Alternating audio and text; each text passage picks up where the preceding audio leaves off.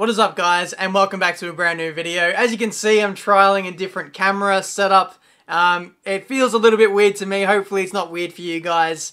Let me know what you think about it. But either way, we have some F1 2017 news, we have a trailer, we have some screenshots, we've got just about everything today. So we're going to go through the trailer, kind of break it down and talk about it. Just a word of warning though, if you haven't seen the trailer, I recommend you go check it out. I'll leave a link down in the description to the original video. I'm not going to be playing the whole trailer because there is music and stuff, and we don't want to be dealing with copyright or anything like that. So let's go through the trailer and see what we can make of this this new gameplay of 2017. Alright, here we go. Peggy 3, F1 2017. We've got a few cinematic shots transitioning from day to night. We saw Monaco in that list as well, and I can probably tell you from the title that there is a major feature coming from that. We'll get to that later.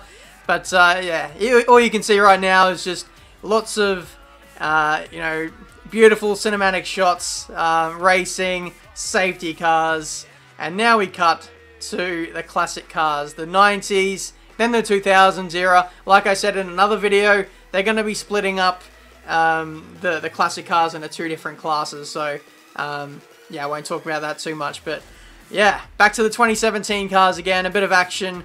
A Haas spinning out, and look, if you look at this, we'll pause it, you see Jolyon Palmer, of all people. Nice, it was a nice touch by Cody's to make a Jolyon Palmer, who it was made an example of by going into the barriers. But either way, he goes into the tyre bundles, and this is showcasing, I don't know, maybe improvements to the damage model. When Jolyon goes into the barriers, it lifts up, and he kind of gets buried in there. Like in 2016, there was this massive glitch with all the barriers, how they go flipping like that. They don't do that no more. They actually work how they're supposed to, which is great.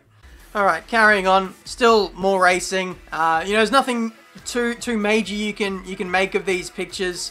A pit stop of the Sauber. The cars look so low and wide and amazing. Now, here we go. This is where all the stuff kicks off, because now we have Monaco in the nighttime. So in career, I don't know in career mode, but in quick player, multiplayer, any other modes apart from career mode, I suppose, you can race around in Monaco at night.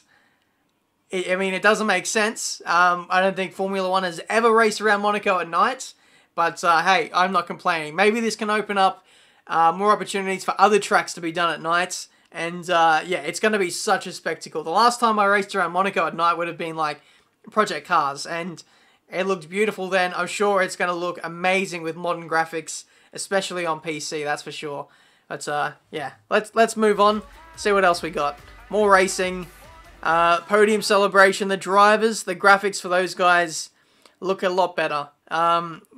Going from 2015 and some parts in 2016, the drivers' faces were terrible sometimes, but it looks much cleaner, much more realistic in terms of the drivers' faces and their expressions. So that's good to see. I think they had got new technology, which we saw firsthand at the pre-alpha testing. A lot of us F1 YouTubers and other people who showed up to the studio, we all got so many images of our faces taken from 360 degrees. I think it's the new Evo guys that they got in.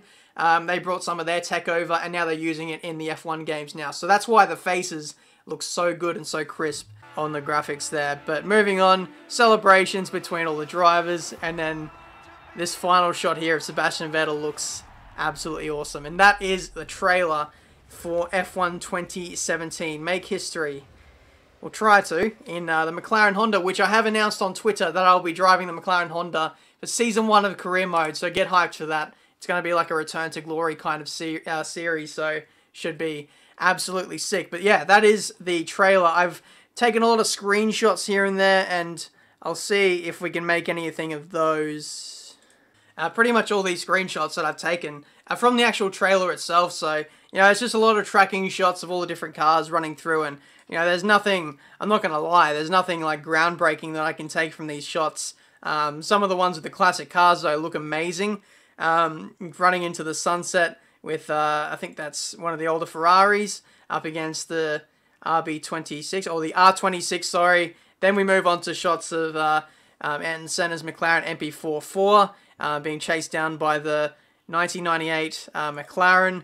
An older Ferrari racing up against the R26. Sparks coming out the back, which is nice to see. This shot of Lewis Hamilton's McLaren looks amazing, and I can't wait to try that out in the full game. A lot of people in the trailers said that the McLaren looked very like grey-ish, but Lee Mather confirmed that it's got a chrome finish in terms of the paint, so it should look a lot better in game. But there are also some screenshots of the Force India, which I'll show on screen as well. They got released today, slightly earlier than the 2017 trailer, which you probably would have seen already. And those are some really high-res shots as opposed to these ones, which I actually just grabbed from the trailer itself. But that's pretty much everything in terms of the news. I have a press release that I can talk about. It really just delves into the same stuff again, with the exception of announcing that Monaco can be raced at night. But to add on to that, you can also race Monaco at night with the classic cars as well, which is something I didn't mention, but they have covered it here in the press release, or the news release that they have here. Also as well, with the short layouts of the circuits that you can do, you can race around short circuits at Britain, Bahrain, USA, and a soon-to-be-announced track. Have no idea what that could be. I'm trying to think of tracks that have like a shortened layout out of all of the tracks on the calendar. I think Abu Dhabi might be a good shout. They did like a short layout of Abu Dhabi on, I think it was a Grid Autosport or Grid 2 or something like that. Like you cut in through the separation of the two straights on the backs, on the the middle sector, and then you cut back into the final corner. That could be a shortened layout.